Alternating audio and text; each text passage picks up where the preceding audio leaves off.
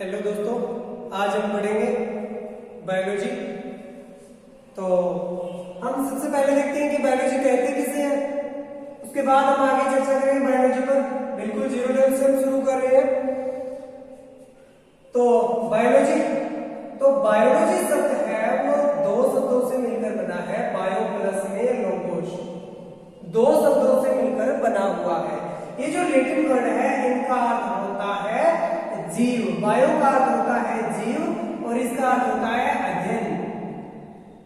अध्ययन, यानी कि विज्ञान की वह शाखा जिसमें जीवों का अध्ययन किया जाता है क्या कहलाती है? बायोलॉजी कहलाती है। बायोलॉजी कहलाती है तो यानी कि जीव। तो अगर हम बात करें जीव, तो जीव के अंदर कौन कौन शामिल होते हैं? वे सभी जिनमें क्या है? प्राण होते हैं। इसमें पादप प्लस में प्राणी दोनों को शामिल किया जाता है। हमारी अक्सर ये जीव के प्रति धारणा रहती है कि जीव है वो केवल जो जंतु है, जो प्राणी है वही क्या है? जीव है। लेकिन पादप और प्राणी दोनों को जीव के अंदर शामिल किया जाता है।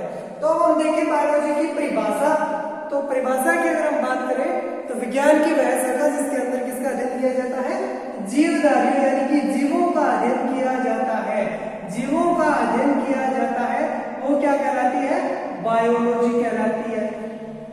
अब हम बायोलॉजी शब्द का जो अर्थ है उसको हमने समझ लिया है।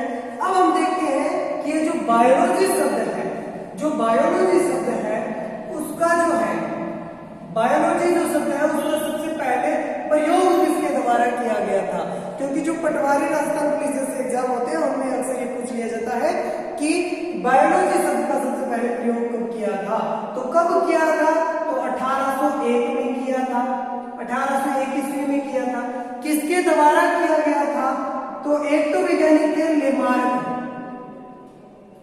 लेमार्क और दूसरे थे ट्रेविनियस। ये दो वैज्ञानिक थे जिन्होंने क्या है? बायोलॉजी शब्द का प्रयोग किया था। ये लेमार्क वही लेमार्क है जिन्होंने लेमार्कवाद की खोज की थी। लेमार्कवाद का जन्म कहा जाता है। लेमार्कवाद वही था जो जिराफ की गर्दन के बारे में था। तो उन्होंने ये भी कहा था कि सांप के पहले पंजे हुआ करते थे, लेकिन उनके क्या है धीरे धीरे पंजे विलुप्त हो गए। और जो जिराफ है उसकी जो गर्दन थी पहले हिरण जैसे छोटी थी, लेकिन धीरे धीरे क्या है उसकी गर्दन बढ़ गई। वही लेमार्कवाद का सिद्धांत है। जीन बाप्टिस्ट लेमार्क इनका पूरा नाम है। इन दो वैज्ञानिकों ने क्या है जो बायोलॉजी शब्द उसका प्रतिपादन किया था। लेमार्क थे वो क्या थे? जर्मनी के निवासी थे और जो ट्रेविनियस है वो फ्रांस के निवासी थे। इन दोनों ने क्या है बायोलॉजी शब्द का जो गठन किया है। इसके बाद हम देखते हैं कि फादर ऑफ बायोलॉजी। तो फादर यानी कि पितामह किसे कहते हैं? फादर ऑफ बायोलॉजी, यानी कि जीव विज्ञान का जनक किसे कहा जाता है? तो जीव विज्ञान का जनक है दोस्तों वो कहा जाता है अरस्तु को। वो कहा जाता है अरस्तु को। अरस्तु नामक वैज्ञानिक जो कि एक यूनानी दार्शनिक थे। 384 बीसी से लेकर के इनका जो जीवन काल है वो 322 बीसी तक रहा था। और इसके बाद अगर हम बात करें बायोलॉजी की प्रमुख ब्रांचेज, तो बायोलॉजी की जो क्या है दो प्रमुख शाखाएं हैं जिनमें अगर हम देखें तो एक तो आती है पादप विज्ञान जिसे क्या कहा जाता है? बॉटनी कहा जाता है। और दूसरी आती है जंतु विज्ञान या प्राणी विज्ञान जिसे कहा जाता है जूलॉजी कहा जाता है। ये जो इसकी क्या है दोस्तों बायोलॉजी की दो प्रमुख शाखाएं हैं। अब हम बात करते हैं बॉटनी तथा जूलॉजी की। तो अब हम देखें कि बॉटनी तथा जूलॉजी में किसका अध्ययन किया जाता है? पादप विज्ञान से क्या को इंग्लिश में कहते हैं? बॉटनी। तो दोस्तों पादप विज्ञान जैसे कि इसके नाम से ही विदित हो रहा है, इसमें किसका अध्ययन किया जाएगा? विज्ञान का अर्थ होता है किसी चीज को जानना और पादप का क्या हो गया? पेड़ पौधे। तो विज्ञान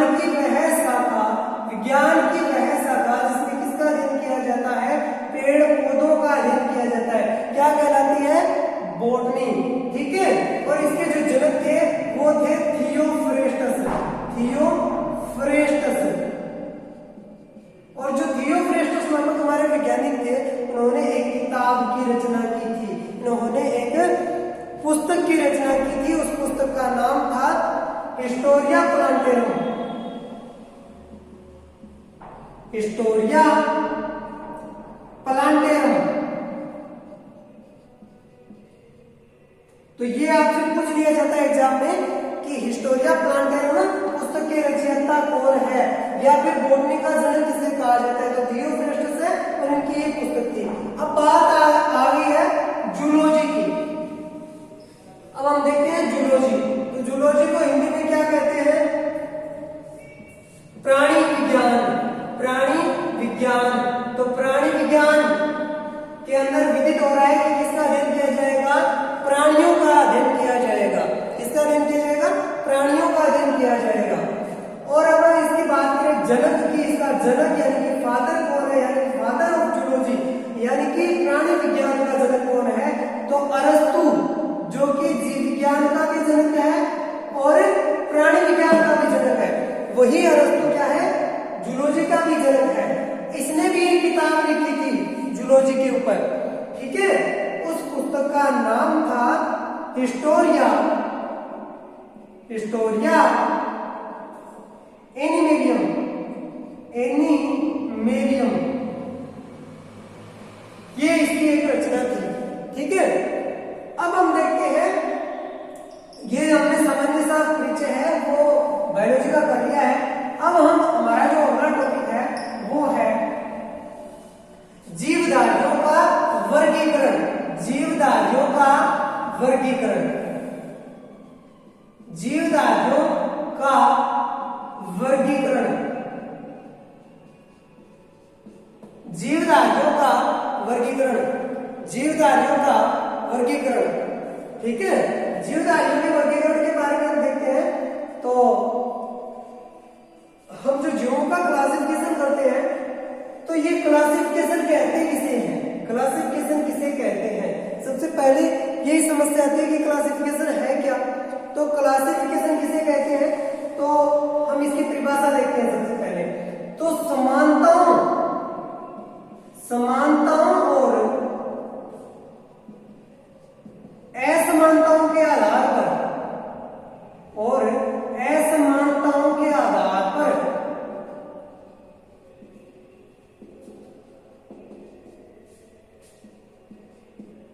जीवों को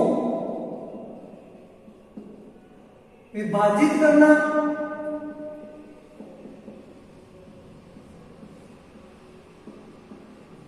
या बांटना या वर्गीकृत करना क्या कहलाता है? वर्गीकृत करना क्या कहलाता है? वर्गीकरण कहलाता है। यानी कि जीवधारियों में असमानताएं और समानताएं होती है, जैसे कि कुत्ते और बंदर में है, जैसे कि मनुष्य और बंदर में है समानताएं, असमानताएं, जैसे कि नीम के पौधे और पीपल के पौधे में असमानताएं पाई जाती है। उस आधार पर समान लक्षणों वालों को एक समान वर्ग में रखा जाता है, एक समान इकाई में रखा जाता है, और असमान लक्षण वालों को अलग अलग असमान इकाइयों में रखा जाता है। इस तरह से बांटना या विभाजित करना या वर्गीकृत करना कहलाता है जीवधारियों का वर्गीकरण, ठीक है। तो परिभाषा आपको समझ में आ गई होगी इसकी। इसके बाद हम देखते हैं कि वर्गीकरण का अध्ययन, यानी कि वर्गीकरण की जो शाखा है विज्ञान की जीवधारियों को बांटने की, उसे क्या कहते हैं? उसे कहते हैं वर्गीकरण विज्ञान। वर्गीकरण विज्ञान, जिसमें क्या किया जाता है? वर्गीकरण का अध्ययन किया जाता है, और इसको वैज्ञानिक भाषा के अंदर कहा जाता है टैक्सोनॉमी। टैक्सोनॉमी, टैक्सोनॉमी, जिसके अंदर वर्गीकरण का अध्ययन किया जाता है। इसके बाद अगर हम देखते हैं, इसके बाद अगर हम देखते हैं तो वर्गीकरण विज्ञान का जनक किसे कहा जाता है? जनक किसे कहा जाता है? यानी कि इसका फादर्स ऑफ टैक्सोनॉमी कहा जाता है केरोलस, केरोलस लीनियस को कहा जाता है। केरोलस लीनियस को कहा जाता है। किसका जनक? टैक्सोनॉमी का जनक, ठीक है। तो ये वो वैज्ञानिक हुए थे जिन्होंने क्या है टैक्सोनॉमी के बारे में सबसे पहले जो है अध्ययन शुरू कर दिया था, और इन्होंने कुछ पुस्तकें भी लिखी थी। केरोलस लीनियस ने कुछ पुस्तकें भी लिखी थी। उन पुस्तकों में सबसे महत्वपूर्ण वो है सिस्टेमा नेचर। सिस्टेमा नेचर, सिस्टेमा नेचर, ठीक है। तो सिस्टेमा नेचर है वो बहुत ही महत्वपूर्ण पुस्तक है और कुछ लोग इसको अक्सर ये भी कहते हैं कि ये वर्गीकरण विज्ञान की बाइबिल है, क्योंकि ये बहुत ही महत्वपूर्ण ग्रंथ है जो कि कैरोलस लिनियस के द्वारा रचा गया था। इसके अलावा उन्होंने 3 और किताबों की रचना भी की थी, जिसके अंदर है जेनेरा प्लांटेरम। जेनेरा प्लांटेरम नामक भी किताब की है, प्लांटेरम नामक पुस्तक भी थी उनकी, और उसके अलावा क्लासेज प्लांटेरम नामक पुस्तक थी उनकी, क्लासेज प्लांटेरम नामक पुस्तक भी थी उनकी, और उसके अलावा उनकी जो चौथी और महत्वपूर्ण किताब थी वो थी फिलोसोफिका।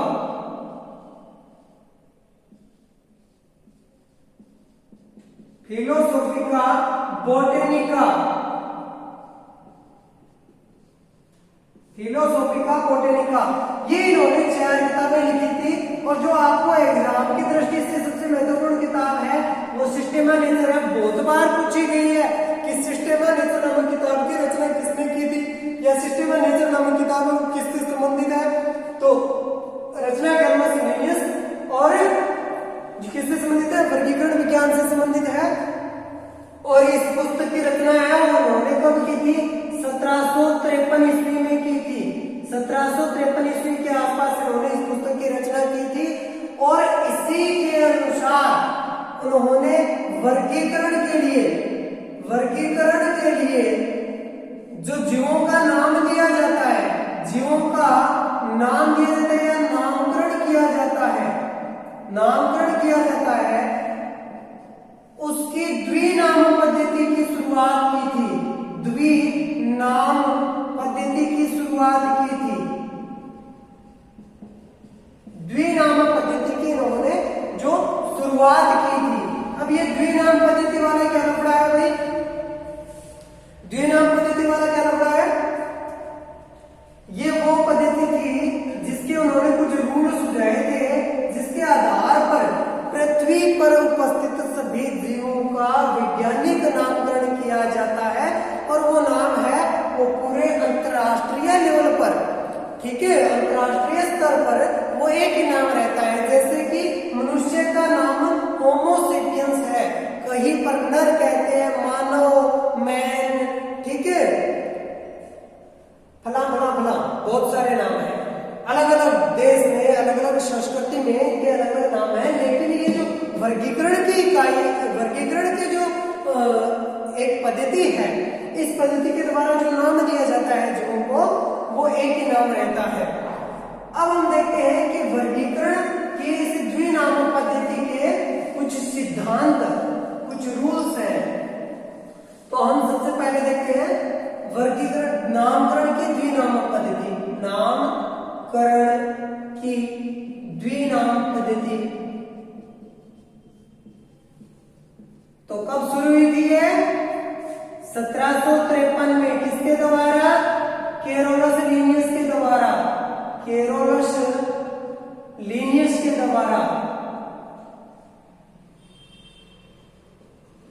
शुरू पद्धति थी ना। इसके द्वारा जो इनके कुछ रूल थे, उन रूल की हम चर्चा करते हैं। इनके जो कुछ रूल थे उनकी हम चर्चा करते हैं। तो इसका जो पहला रूल था, महत्वपूर्ण रूल, वो ये था कि सभी जीवधारियों के नाम है वो किस भाषा में लिखे जाएंगे, लैटिन भाषा में लिखे जाएंगे। लैटिन भाषा में क्या है, नाम लिखे जाएंगे, लैटिन भाषा में नाम लिखे जाएंगे। और किसी भी जंतु या जीव का जो नाम लिखेंगे उसमें प्रथम नाम है वो किसका होगा, उसके वंश का नाम होगा, उसके वंश का नाम होगा। और उसका जो दूसरा नाम है, द्वितीय नाम लिखेंगे, द्विनाम, यानी कि दो नामों से मिलकर बनी हुई। तो दूसरा जो नाम है वो क्या, किसका होगा, वो उसकी जाति का नाम होगा, वो उसकी जाति का नाम होगा, ठीक है। इसके बाद उन्होंने कहा था इसका जो चौथा रूल था वो ये था कि ये सभी नाम है जो द्विनाम पद्धति में लिखे जाते हैं वो नाम क्या है, तिरछे अक्षरों में लिखे जाएंगे, तिरछे अक्षरों में लिखे जाएंगे।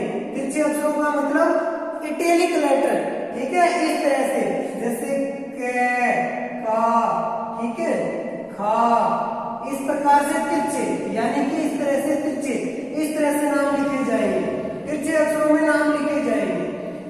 और उन्होंने इसके साथ एक शर्त ये भी दी थी कि अगर तिरछे अक्षरों में नाम किसी जीव के न लिखे जाए तो उनके नीचे हम क्या कर देंगे, उनको अंडरलाइन कर देंगे, अंडरलाइंस कर देंगे, यानी कि जैसे इनके नीचे की ओर एक रेखा, और ये अंडरलाइन होगी वो वंश और जाति के अलग अलग होगी, एक सम्मिलित रेखा नहीं होगी, अलग अलग रेखा होगी। इसके बाद इसका जो पांचवा रूल था वो ये था कि वैज्ञानिक नाम लिखने के बाद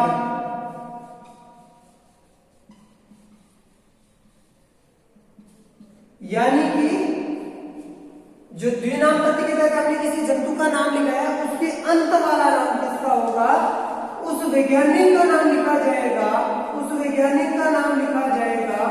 जैसे कि कैरोलस लिनियस के द्वारा जो नाम दिए गए हैं उनके अंत में लीन नाम लिखा गया है। क्या लिखा गया है, लीन, वैज्ञानिक का नाम है वो लिखा जाएगा, ठीक है। तो अब हम एक उदाहरण लेकर के देखते हैं, जैसे कि मनुष्य, तो मनुष्य उदाहरण की अगर हम बात करें तो हम लेते हैं मानव को, यानी कि मनुष्य को। मनुष्य का वैज्ञानिक नाम क्या होता है, तो मनुष्य का जो वंश का नाम है इसमें क्या है, लैटिन भाषा में, नंबर 1 लैटिन भाषा, दूसरा सबसे पहले वंश का नाम आएगा, तो मनुष्य का वंश है वो क्या है, होमो वंश है, होमो वंश है। तो आ गया होमो, दूसरा नाम किसका आएगा, जाति का, तो दूसरे मनुष्य की जाति क्या है, सेपियंस, सेपियंस, ठीक है। और उसके बाद इसने क्या कहा, तिरछे अक्षरों में लिखना है, अगर तिरछे अक्षरों में नहीं लिखना तो अंडरलाइन करो, तो हमने तिरछे में नहीं लिखा है तो हमने इनकी क्या कर दी, अंडरलाइन कर दी। अब इसके बाद क्या है, वैज्ञानिक का नाम लिखने के बाद, वैज्ञानिक नाम लिखने के बाद उस वैज्ञानिक का नाम आएगा जिसके द्वारा ये नाम दिया गया था। तो यहाँ पर आ जाएगा लीन, लीन है वो लीनियस को इंगित करता है कि ये नाम कैरोलस लीनियस के द्वारा दिया गया था। तो ये क्या आ गए, वर्गीकरण की द्विनाम पद्धति आ गई। अब इसके बाद हम देखते हैं जो हमारा अगला टॉपिक रहेगा वो क्या रहेगा, वो रहेगा कि कुछ जीवों के हम जो सामान्य रूटीन में हमारे नाम सुने जाते हैं उनके हम क्या करेंगे, उनके हम वैज्ञानिक नामों की चर्चा करेंगे, किसका क्या वैज्ञानिक नाम है, ये सारे सबके समझ में आ गया। इसके बाद हमारी एक छोटा सा टॉपिक हो रहा है त्रिनाम पद्धति, नामकरण की त्रिनाम पद्धति। जैसा कि राजस्थान पुलिस एग्जाम 2000 ये जो अपने पीछे वाला हुआ था शायद 18 वाला, 2018 में हुआ था क्या एग्जाम, या 17 में हुआ था, उसके अंदर पूछा गया था, जिसमें 2017, ठीक है, नामकरण की उन्होंने पूछी थी, त्रिनाम पद्धति की खोज किसने की थी, त्रिनाम पद्धति की खोज किसने की थी। तो भाई त्रिनाम पद्धति की खोज किसने की थी, पता होगा आपको, त्रिनाम पद्धति की खोज किसने की थी, नहीं पता, कोई बात नहीं, ठीक है। तो जो नामकरण की त्रिनाम पद्धति थी उसकी खोज की गई थी किसके द्वारा, स्ट्रिकलैंड के द्वारा, स्ट्रिकलैंड के द्वारा की गई थी, ठीक है। क्योंकि आप अक्सर जो पढ़ते हो वो केवल द्विनाम पद्धति के बारे में पढ़ते हो, त्रिनाम पद्धति के बारे में आप अक्सर नहीं पढ़ते हो, ठीक है। स्ट्रिकलैंड के द्वारा की गई थी और ये राजस्थान पुलिस एग्जाम में आया हुआ है पिछली बार ही कि किसके द्वारा की गई थी त्रिनाम पद्धति की खोज। इसमें इन्होंने नियम सभी के सभी वही लिखे थे जो कैरोलस लीनियस के द्वारा द्विनाम पद्धति में लिखा गया था, ठीक है। लेकिन इसमें एक नाम और जोड़ दिया कि सबसे पहले नाम आएगा वंश का, सबसे पहले नाम आएगा वंश का, उसके बाद आएगा जाति का। लेकिन यहां तक रूल सभी सहमत है, लेकिन इसने क्या कर दिया, जो तीसरी महत्वपूर्ण इसमें बात हो रही वो ये थी कि जाति के बाद उपजाति का भी नाम आएगा, उपजाति का भी नाम आएगा। जैसे कि हम देखते हैं कि कुछ जीवों की विभिन्न विभिन्न उपजातियां भी पाई जाती है। जैसे चने की हम ले लें, गोभी की हम ले लें। चने के अंदर सफेद चना पाया जाता है, काला चना पाया जाता है। काले चने में बड़ा और छोटा दो प्रकार के चने पाए जाते हैं। इसी प्रकार आम की देख लो, आम भी एक हरे रंग के छोटे आम होते हैं, एक दशहरी आम होते हैं बड़े आम, और बड़े आम में भी दो प्रकार के थे, एक येलो कलर वाला, एक ऑरेंज कलर वाला। ठीक है, इसी प्रकार गोभी में भी पत्ता गोभी, बंद गोभी, ठीक है, फूल गोभी आती है।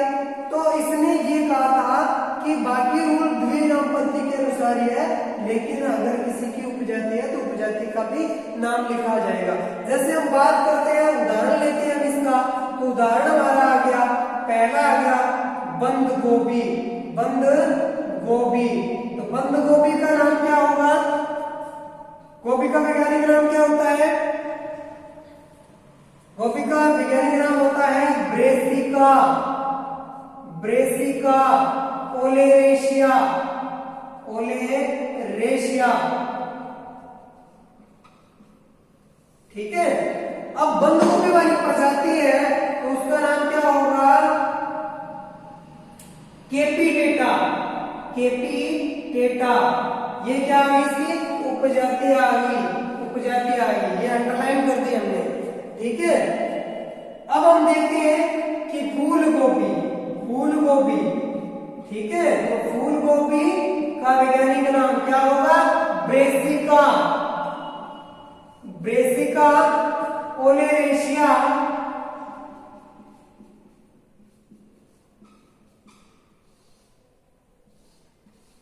और बोट्राइटिस, ये क्या हो गया, इसका फूल गोभी का वैज्ञानिक नाम हो गया। ठीक है, इसी प्रकार ये क्या हो गया, पूरी की पूरी त्रिनाम पद्धति हो गई। ठीक है, और जो हमारी अगली वीडियो आएगी वो सभी जो जीवधारी है उनके वैज्ञानिक नाम की चर्चा करेंगे। उसके बाद हम वर्गीकरण की जो 5 जीवित उदाहरण है उसको हम पढ़ेंगे। ठीक है, इस प्रकार हम धीरे धीरे पूरी बायोलॉजी को कंप्लीट कर देंगे।